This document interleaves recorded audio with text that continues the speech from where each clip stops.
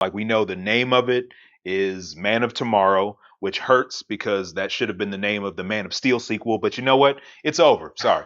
But that aside, we've seen the little tease that he put out where you have Lex Luthor in his little war suit, and then you have Superman standing next to him. There's some people saying that they might team up. I thought it was Yeah. confirmed. That's Did what I he? thought. I think. I don't think I've heard Who any are they teaming confirmation up from against? James Okay. Gunn himself. Okay. But again, this is the dude that said that The Flash was one of the best movies he ever saw. So I can't take his word for shit. We also heard word before that Batman was going to be in the sequel for a Superman movie. I don't know if they're sticking with that direction. I don't know what the fuck's going on. But what I do know is he confirmed that Peacemaker Season 2 is basically a direct prequel and leads directly into Man of Tomorrow. Does this worry anybody? Why does it worry you? I'm glad you asked, David. So, does anybody find it strange that you have James Gunn, of all people, who is helming the DCU? You know what type of movies and shows he likes to make. You know his sense of humor. Most of the time, he can't fucking help himself. Just go watch Peacemaker Season 1. Go watch Peacemaker Season 2 and see the shit that he had on there. Listen to like this the style of humor in any of his movies. You got dudes with their dicks out all the time. Like, so you want this dude to make your family friendly, feel good summer blockbuster Superman movie appropriate for children of all ages. And then you immediately follow it up with an orgy in your Peacemaker show, which is then leading directly into your sequel to your feel good family fun time, ha ha hoo hoo hee hee. What's going on? James Gunn, make up your mind. This is my issue with whatever direction he's going on here. He doesn't care about continuity. He's pretty much stated as much. He doesn't care about tonal consistency. He's pretty much stated as much. So it's like, does anybody worry about audiences getting confused? You've already got parents that are getting pissed off at Peacemaker because they're like, I took little Timmy to go see your Superman movie, and you said for us to go check out Peacemaker, and my poor Timmy, he's been scarred for life. Now I have to explain to him what an orgy is and why me and his father are getting divorced. Does anybody else see the weirdness going on here? So here's the thing. My thing about it. Whatever they see in theaters, I feel like that's for the family. Hardcore fans are going to watch Peacemaker. I haven't. James Gunn must be I smoking haven't- whatever you on. I haven't seen. I haven't He heard must have that anybody. hidden leaf. I haven't Believe heard. it. Or I haven't something. heard anybody with their kids watching Peacemaker. I mean, only kids that are watching Peacemaker are the ones that are John Cena fans. And as of now, anybody watching Peacemaker, I'm pretty sure they probably watching South Park. They probably watching Rick and Morty. Same stuff. I mean, whatever they seeing in Peacemaker, they probably already seeing on the internet. And I don't think anybody's got their little kids going to see it. Like, Well, here's the thing. At the end of the day, I'm I could give a fuck about them kids. They can find something better to do with their time for all I care. But for me, my issue is, as an audience member, where's the tonal consistency? This is the same issue I had with the DCEU. Snyder had clearly set up a certain tone and style. You know, whether you like it or not, that's fine. That's up to you. But then it's like, after you basically give him the boot, now we're going to hard switch gears to like a knockoff Marvel style with more color, tons of jokes, and worse visual effects. Like, and then it's like people want to lay all this blame on the DCEU for its failures and all of this stuff and try to justify Superman not making over $670 million or whatever. But it's like, if the fault wasn't on those movies, those were the best ones. The fault is on Warner Brothers. They switched gears and there was no consistency anymore. People didn't know what the fuck to make out of it. Like, you have Batman here played by Ben Affleck, and then Batman over here played by what's his name, Michael Keaton again. And then at the end of the movie, you have a throwaway gag where George Clooney is back. That obviously doesn't tie anything into whatever's going on in James Gunn's DCU, unless he's stupid enough to bring back the Batman from the worst Batman movie out there. You never fucking know with this dude. that was. I mean, I see what they was doing. With I ain't trying to talk to you right now, Tori. Wait, Anyway, what? There's a- I want to hear Tori's thoughts. it was literally the closing of the whole situation. I mean, the same reason how they redid the ending of Peacemaker, where they had the people from The Justice Gang instead of the Justice League standing there. I mean, So, wait, are you referring to like the end of the Flash where they had the Yeah. cameo with George Clooney? yeah, The whole reason that was put in there is because you had a movie. nostalgia. No. It's not even just that. And again, it makes no sense because nobody even liked that movie to begin with. And I'm not even dissing George Clooney as an actor. He's a fine actor. He was just given a bad material to work with. But the point is, the reason that they put that scene in the movie is because they didn't know how to end it. You had a direction they were going with before, and then James Gunn takes the helm, and it's like, well, we're not going that direction. We're going to go this direction. So whatever flash forwards or post-credit scenes that we originally had, scrap all that shit. They actually did shoot a scene with Ben Affleck setting up like a crisis event. That would be cool. Nope. George Clooney. And then your post-credit scene, Aquaman drunk. Master of comedy, James Gunn. Okay, so I mean, it kind of. to bring it back to the topic real quick. So, Yeah. a question for Asia and Tori too. So, do you guys have an issue with these tonal changes that Joe has presented, going from Superman and then which is PG-13, then going to basically rated R, TVMA, and then going back to I don't. Superman? Is that weird at all for families and people? Because James Gunn did say that Peacemaker is a direct sequel. So a lot of people who probably saw Superman were probably interested in Peacemaker after. That could be families, right? I don't see an issue with it because here we are with the first season. It did amazing, right? They killed it well enough, I guess. Yeah, I mean it had high praise. So my thing is, here's season 2. What season is it? Two. Season 2. I mean, first season already out the way. Everybody's seen it, high praise, all that. They know what to expect. Mm-hmm. So anything else that happens in season 2, I don't think it'll be an issue because people. I mean, it's like, like they pretty much already know. What if you started with Superman, and then you go to Peacemaker? Is that a weird shift? Not really. Why not? Because there are other movies out here that are worse than that. No, the point being, if you watch Superman and you were looking for your bright, colorful, hopeful Marvel knockoff, buzzword, hope and optimism, I get scared, I wake up every day and sometimes I don't know what pant leg to put my leg through, but I do the best I can, and that is what it means to be human. You have that, you're tearing up in the theater, and then you go home and you watch a sequel and you have to hear Batman's a fucking pussy. He has to drive a car. He can't even fly. He said that in the first season though. So they would have already seen how Peacemaker is. If they saw Suicide Squad, they know how Peacemaker is. Wait, you're telling me that people should have known to watch Peacemaker before? No, I'm saying that Peacemaker season 1 isn't even really. It shouldn't be relevant because it takes place in a separate continuity. Even though there is a Peacemaker season 2. Even it's because James Gunn is at the helm and he gets to pick and choose which characters he wants, which actors he wants. But season 1 did do well though. That's what I'm saying. It got good reviews. It got great reviews. Yeah. That's why they came back for the second season. My thing is, he's already been established. People already know the kind of shit Peacemaker is bringing to the screen. Well, okay, but Tor, my question though, it goes the other way around though. There are some people, like for example, the movie's bigger than the show. Yeah. So there's some people who probably for the first time they're introduced to this new James Gunn universe was Superman. Let me tell you something. So it's not weird to go from that and then turn on. Let me tell you James Gunn, Peacemaker, and it's a whole orgy. Let me tell you something. You're not worried about orgies? Let me tell you something. I am sick and tired. I am sick and tired of y'all bringing up. Oh, it's somebody's first time ever. I am sick and tired of hearing that bullshit. Sick and tired of it. I'll have a rebuttal. Every movie, every show. Oh, what if it's somebody's first time? Damn it, it's always going to be somebody's first time. Fuck somebody's first time. I don't care. First time comic book fans? First time. It's 2025. Dave, tag me in. I'm not trying to hear none of that. Tag me in, bro. Either you're watching it or you're not. I'm sick of. So wait, just to clarify, you have no sympathy for new fans? What are you saying?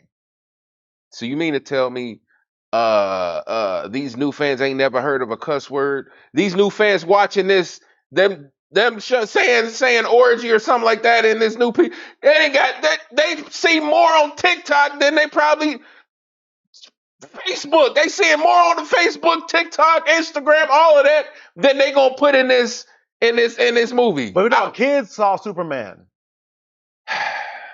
Dave, tag me in. I'm about to shut this nigga down. Here's the thing, Tori. Aren't you a comic book fan? Of course. Do you like to read them? I like to read them. I like to watch them. I love it all. Yeah. Okay, that's great. Are you a Stan Lee fan? Of course. Did you not remember when Stan Lee, rest his soul, said every comic is somebody's first? I said that already. Are you not part of a content creation group that produces content on the weekly basis with the assumption that, yeah, we have our baked in audience, but we're also trying to expand, which means we always have to find new eyes on our content. So you can't go into every project with the expectation that you're just going to cater to fans because you'll make no money that way. That's the same issue I keep bringing up about these origin stories and tonal consistency and stuff like that, because you have to get a bigger audience if you want your project to be a success. But if you market solely to comic book fans, you're not getting more than like a couple 100,000 people because people barely fucking read comics anymore. And this disappoints me as a comic book fan. So here's you of all people in the position you're in the fandoms you're in, should know better. No, so here's the thing. With that, you saying this everything is always somebody's first. So with that is, first of all, I don't think anybody that's going to watch this, I don't think they're going to be like, oh man, are they cussing? Oh, I don't want to watch that. Superheroes cuss, kids cuss, everybody's out here cussing. What about this season would bring somebody off about watching it for the first time? The orgy. You got to admit that's pushing it a little too far. The orgy. But even beyond that, I've seen worse on South Park. And at 5 years old. What 5-year-old are you taking to watch Peacemaker? Here's the issue, though. Well, I don't get it. Like, what? That's bad. Nah, I'm not even gonna say that. That's you being really selective. If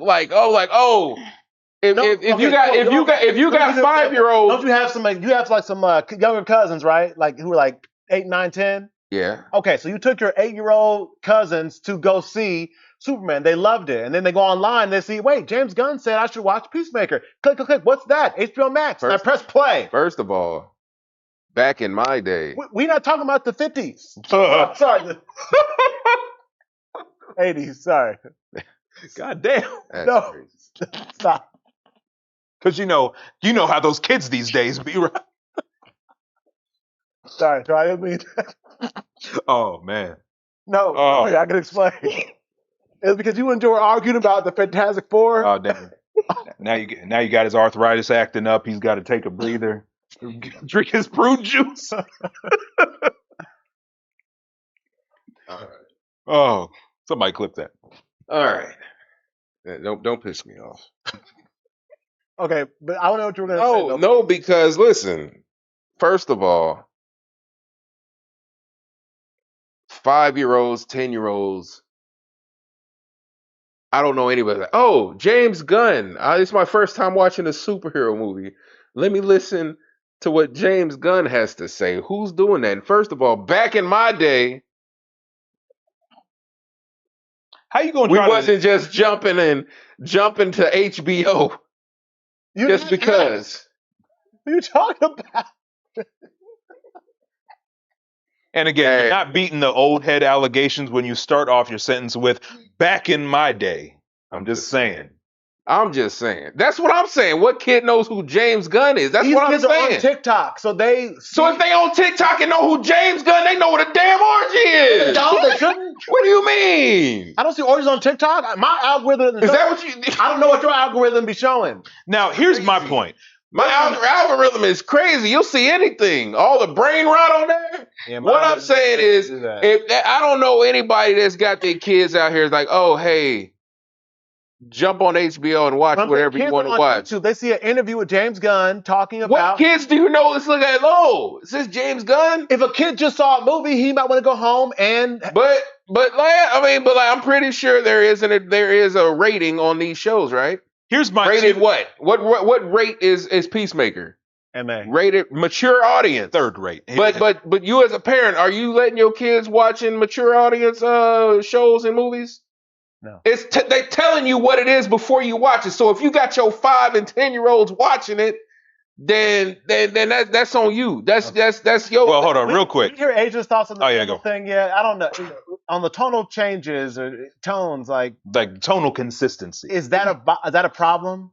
I honestly I really see both sides of it. I think for me, I do think it is unusual that Peacemaker is considered a direct sequel. Yes, that's what he said. Mhm. Wow. Okay, it's a weird look. It's interesting. I don't know much about this orgy or stuff or anything that y'all keep bringing up. I don't either. They just said there's going to be some orgies. I guess that's like the main focus of season 2. Well, here's the thing. Here's my 2 issues with when it comes to like the tonal shifts and stuff like that. One, is it written well? And 2, does it make sense? Like, is it actually funny? Like, the thing with James Gunn and his like vulgar sense of humor, obviously there's like other people that'll get like, what is it? Sorry, No, said it was episode 1 and 2. So Damn. it wasn't just one episode. I thought it was just one episode. back to back. So we're doing 2 episodes. So we went from Superman and Lois Lane to directly into the first episode. I mean, but they let y'all know the rating on what the season is before it starts. So Right? you're saying, as a parent, like if you log in and you see that the show is rated MA, you should just pump the brakes there. What about the 8-year-old who watched it on his own? Or better yet, did you? I'm gonna the throw out. Hold 8-year-old up. that was given free reign of the internet. Yes, every 8-year-old has a phone. I didn't have it. Never mind. Tell you what, I'm going to throw out the parents' perspective for a second. For you as an audience member, if you think to yourself, I want to watch a superhero show, I want to watch, something like that. When you think about what you could be doing with your time and what actually makes sense for the story, do you need the orgy scene? Do you need your scene in Suicide Squad where you have Peacemaker and Bloodsport shooting up a base, and then out of nowhere you have a soldier who's brushing his teeth with his dick out, and you shoot him, and you ask yourself, does this make any sense? Let me know. Is it even funny? You know what? What's the joke? I'm glad you brought Where's that up. the punchline? I'm glad you brought that up. Like, oh, okay, I'll watch a Suicide Squad with Peacemaker and somebody had their dick out. Well, I'm pretty sure they won't have anything like that in Peacemaker season. You're missing the point. No, I'm just saying, you already saw what they was bringing to the table, but then you be like, nah, they're probably going to bring teddy bears and graham crackers in the show. Did you watch that Suicide Squad? He wasn't even the main character. No, answer my they question. Were doing that. Did you watch his Suicide Squad movie? Yeah. Did you actually find that scene, that shot funny? And when I say funny, I'm not talking like that little awkward laugh when you watch a movie and it's like, oh, okay.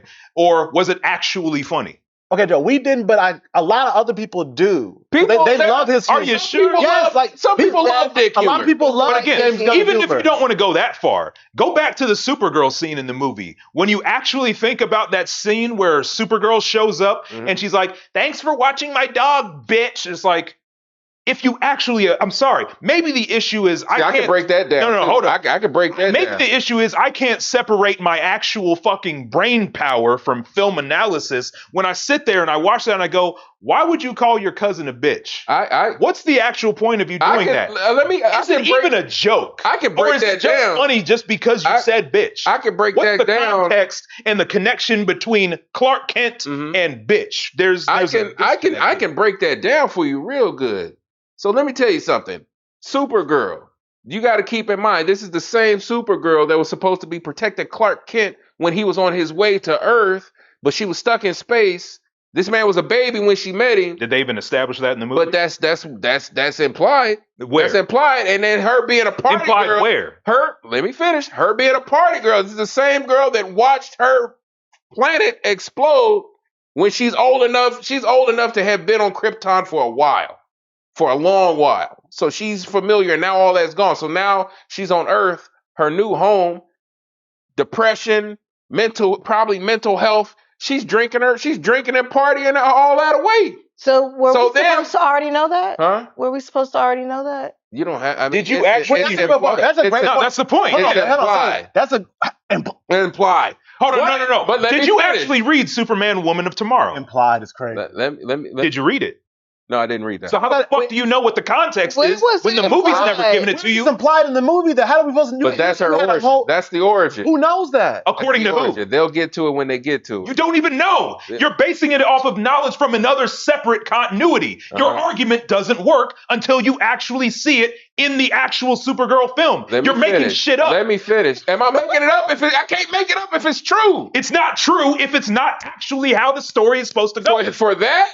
Now, if he said that, if they come out and And say, again, this is the problem with your mentality as a comic book fan watching the movie. Oh, man. And again, this is why I'm saying you're putting your expectations on these movies because of knowledge that you have in the comics. All right. But if the comics origins don't line up with the continuity they establish, it doesn't work. Say we scrap all that. She's still like young 21, 22 or whatever. She trying to party. Boom. Okay. Now let's get to her calling Superman a bitch. I don't see a problem with that. I'm still waiting for the punchline. I do that to my cousins all the time. Hey, bitch, what you doing? All the time. Well, that's how we talk. We talk to our friends and all that. So I thought that was funny because that was relatable. Wait, can I call you that? What? For what? For what? What? You said call everybody that. Hey, Dave, you look like you was waiting for the opportunity to you get the permission slip. You trying to call me a bitch in front of everybody? Now you trying to show out? Dave's gonna run. He's gonna run with that all the way to the bank. I already know. Hey, Corey, we go live in 30 minutes. Bitch, where you at? Like about Who does? you did. I've never called you that. When I brought you that Gatorade that you said was hot, like damn, bitch, can't get something cold. You don't remember that? I never said that. I remember that. It was like it was yesterday. What did he say? What did he say in Sinners? Maybe once a week I wake up paralyzed thinking about that day. Like that's how I feel. And Vince Arts asks, isn't she actually older than Superman? She is. That's his older cousin. Hold on. Here's the thing. Even if you want to look at first glance between the actor and the actress, between David Cornsweet and whoever the Supergirl so actor, you're going off what you see, except but here's the thing. what's actually David, true. You as a person who watched the movie, does it look like Kara, Supergirl, is older than the actor who played Superman? Okay, so to me, yeah, I thought she was younger. My thing is, I thought she was the younger sister. This is what y'all be doing. Not? This is what y'all do. Y'all. Who's y'all? Y'all, here's the thing. What y'all be doing is y'all go into these big ass deep dives as a perspective of somebody seeing it for the first time. Nobody's doing that shit as the first time. I need a dissertation. I need y'all speaking from the mindset of somebody who's been watching this stuff and all of that. Nobody's thinking like that, seeing something for the first time. Like all I want to know is who's that person? Okay, I'm enjoying it. Nobody's asking all these deep rooted questions that y'all be asking when y'all be thinking from the perspective of somebody seeing something for the first time or a new fan. Nobody's doing that. But I'm not doing that. Nobody's doing that. But again, if you look at Vince Art's question, he's got to ask, is she, it would quote unquote make sense if she's older than Clark. But the thing is, the movie hasn't established that. The way she acts, the way she looks. Though. You don't know that because that's knowledge from the comics. The comics are separate from comics the and movies. everything else that she's appeared in. It's the inspiration, but what's the execution of the actual project? That's the point. But that was literally just a setup for something else. They might let you know, but we know as people watching it. You're making assumptions, so you don't know. So what? In what world is she not older than Clark? In what series or universe is she not older than Clark? That's the thing. The movie has to establish it. We don't know. But we know everything. But you're just assuming. That's the thing. That's not an assumption. That's a stone cold fact that she is older than Clark. Like everything that she's ever appeared in, she is older than Clark. Unless she was born after Krypton blew up. Or like, same time, who knows? How much does her age matter? Honestly, I'm just wondering. Why does her age matter that much? Because I'm saying that she's older than him, but she's been on Krypton. She's lived her life on Krypton, and it's gone.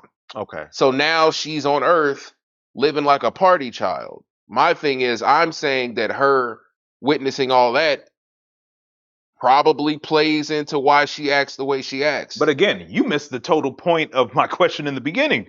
Where the fuck is the point line of her even calling Superman a bitch? How's that even That's funny? her cousin. If you ain't gonna make it funny, what's the point of even putting all your The stupid fact ducks that in the she called movie? him a bitch made it funny. We just saw this man fight a clone, kill some people and all that. And then you got this person walking around calling him a bitch. That's funny to me. Like, what? This is the mind This of the man's out here killing. typical James Gunn audience goer right You here. just saw this man killing people. And then you see somebody walking around calling him a I thought bitch. Superman doesn't kill people. Didn't he kill? I mean, Didn't he kill? Ultraman gone, but isn't he also the same dude that wanted to treat the giant kaiju monster like a lost puppy, take him to a safe It was either kill or be killed. He ain't been in a situation where he was about to die. Oh, now we can make these excuses. It's not an excuse. I'm just saying what I saw. Mason O'Ken, her age matters technically because when she met Clark, she's able to tell him things about Krypton. But again, this sounds like a mature person for somebody who would be older than Clark. But is that what we get in James Gunn's continuity? No, because he wants Party Girl, Supergirl. Because every person that James Gunn knows how to write is a man child or a man. That's it. Or a woman child. It's childish, immature characters. That's what he relates to. That's all he cares about. That's all he knows how to write. Throw in some pop songs and some jokes that don't land. Throw in as many of them you can, and hopefully one will stick to the wall. I could write a fucking James Gunn movie. There you go. I feel like your hate for James Gunn is clouding your vision. Huh. I feel like this hate that you have for him is not healthy. It's not unjustified. It's not. It's. I don't think it's justified. I don't think it's justified, and I hurt for you. Don't touch me, bro. Oh my gosh. I'm just saying, like I feel like you are putting your expectations for him higher than what high expectations are. David, do you remember when we did our live stream review for the movie? Yeah. On my scale of great, good, mid, meh, and trash, where was my initial expectation on that scale before I went in to go see the movie? I thought you had it like on the lower end, but not in the bottom. That's what I thought, right? No, that's where I was at after I saw the movie. Oh, okay. I went in expecting mid. Oh, okay. I was hoping to be pleasantly surprised, and I got meh. So it's not like I can't put aside whatever I feel about the director himself or who he's friends with or whatever his previous projects are. I was hoping he would prove me wrong. I was on his side. I'm a Superman fan. I want to see a good Superman movie. I want to see him justify us not getting a Man of Steel 2, us not getting another Henry Cavill Superman movie. So he failed in my regard. So is that what this is about then? I feel like I just did now. It's all making sense now. Listen, now you don't have Henry Cavill. Now you've lost your way because now you quoting Pete Tracy. See, now you've lost the plot. Hold on, let me see what Mason O'Ken is saying. Well, in the comic Woman of Tomorrow, I already know that. She's because she's upset about the destruction of Krypton. Yep. She doesn't know how to handle her feelings. The story is supposed to be the learning of to cope and mature. But again, my point is this. You can say that there's like a source for your comic or whatever. He was supposedly had like All-Star Superman as a large inspiration for his Superman movie. But the problem is, because I've read and watched the adaptation of All-Star Superman is nothing like this movie. Maybe there's some cheap aesthetic callbacks. Maybe it's colorful like the book. Maybe there's a couple of little themes that are kind of similar. But the trajectory of the stories are nothing alike. I mean, I feel you can't hold James Gunn's Superman to such a high standard because you like the book, because there's a clear disconnect between the book and the movie. Just like there could be a clear disconnect between the Supergirl comic in question and the Supergirl movie. I mean, but I feel like they're pulling from different areas when they did the movies. I don't think they focus just. No, that's exactly what they did. That's why that's my point. That's my point. But in all of her origins, she's been the one that survived Krypton blowing up, but she was a teenager when it blew up, and they that's literally in every scenario that she's been around. But in one particular scenario, you have Supergirl as like the drunken teenager party girl. That's the one that he's specifically trying to. But she's not a teenager here. She's a little older than she's old enough to drink. That's still not young. That's still not old. So That's still barely passing as an adult. Let's be real here, kids. Public service announcement: just because you're 21 doesn't mean you know shit. You're still a kid. You're still learning. Joe, I have a question for Joe. Go for it.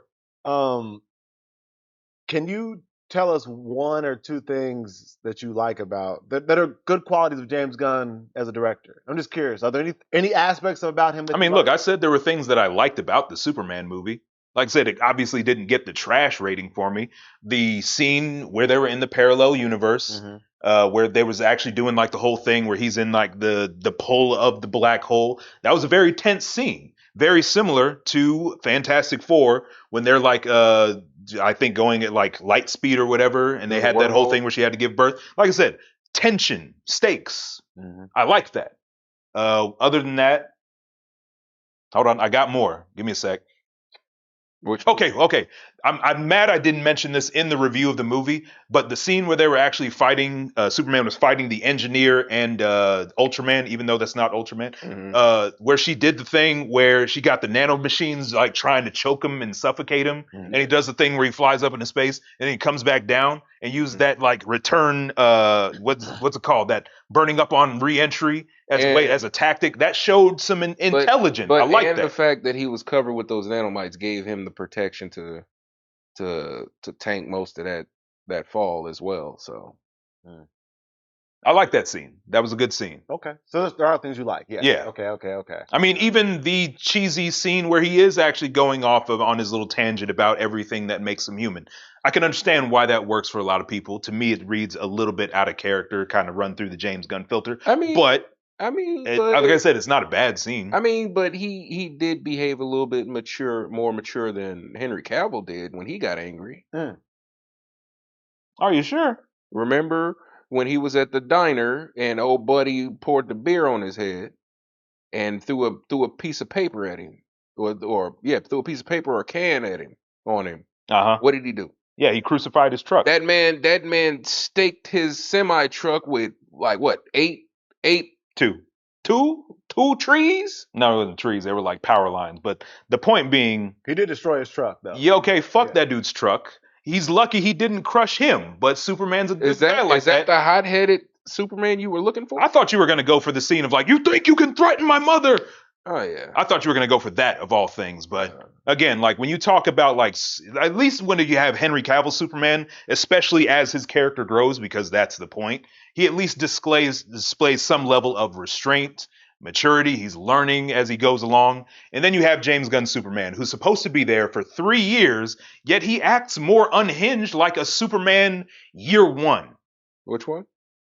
Like I'm saying, like with Superman that's only been around for 1 year as opposed to 3, like you said. That's my point. It's like you have him acting very unhinged and immature and impulsive. And yeah, I get that's what makes him human. And kindness is the real punk rock and all that. But this Superman has been, he's been scrutinized a lot more than the Henry Cavill one. Are you sure? People were calling him a fucking devil. I'm talking about what's his name? They called him #super shit. So if you want to talk about someone planning to bomb the US Capitol and blame it on you versus #super shit, oh God, that poor angel. I mean, but he was getting, but Henry Cavill Superman wasn't getting in trouble for helping out other countries. This Superman, that's literally how Batman v Superman started.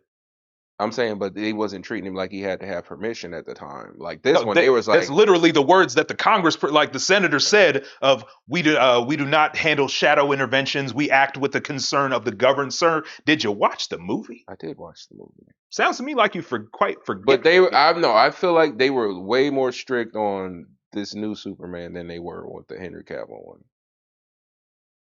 I mean, yeah, they locked him up in a fucking parallel dimension, but that wasn't the plan of the government. That was Lex Luthor being a super hater, but like they supported it. They didn't know he was going to do that. And again, are we going to act like America doing something shady isn't uncharacteristic? But anyway, the point being, when it comes to the actual character of David Cornsweet's Superman, and I don't lay this blame on him, I blame it on James Gunn putting Superman through that James Gunn filter because he cannot help himself. That's my issue with it. That's why I don't think that he was the right person to lead an entire DC universe.